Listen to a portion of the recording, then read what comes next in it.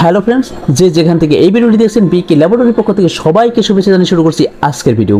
আমাদের আজকের বিষয় ডাব্লিউবিসি কী কারণে বেড়ে যায় সেই বিষয়টি থাকবে এই ভিডিওতে। তো চলুন বেশি দেরি না করে আমরা মূল ভিডিওতে চলে যাব। প্রথমেই যে বিষয়টি জানা প্রয়োজন, এই ডাব্লিউবিসির ফুল মিনিং কী। ডাব্লিউবিসির ফুল মিনিং হচ্ছে হোয়াইট ব্লাড সেল।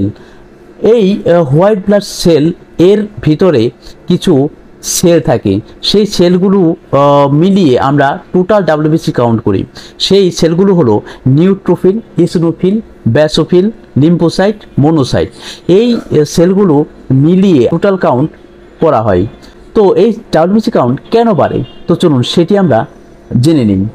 অ্যালার্জির কারণে এই ডাব্লিউবিসি কাউন্ট বাড়তে পারে।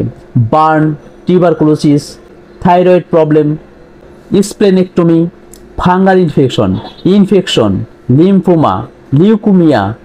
আরও যে কারণে এই ডাব্লিউবিসি বেড়ে যায় সেগুলো হলো inflammation, asthma, pregnancy, antibiotics, high fever, smoking, stress, lupus, rheumatoid arthritis. আরও যে কারণে বেড়ে যায় সেটি হলো অটোইমিউন ডিসঅর্ডার। এই সব কারণে এই ডাব্লিউবিসি বেড়ে যেতে পারে। তবে হ্যাঁ, আরও একটি কারণে বেড়ে যায় সেটি হলো ক্যান্সার।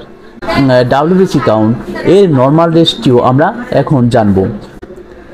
এই ডাব্লিউবিসির নর্মাল রেঞ্জটি হলো 4000 থেকে 11000 CUMM। এই হলো আমাদের আজকের ভিডিও। আমার এই চ্যানেলটি যদি এখনও সাবস্ক্রাইব না করে থাকেন, এখনই সাবস্ক্রাইব করে ফেলুন। পাশের বেল আইকনটি বাজিয়ে রাখুন পরবর্তী আপলোড সবার আগে পাওয়ার জন্য। আমার এই ভিডিওটি ভালো লাগে লাইক করুন, শেয়ার করুন আপনার বন্ধুদের মাঝে। ভালো থাকবেন, সুস্থ থাকবেন সবাই, পরবর্তী ভিডিও দেওয়া পর্যন্ত।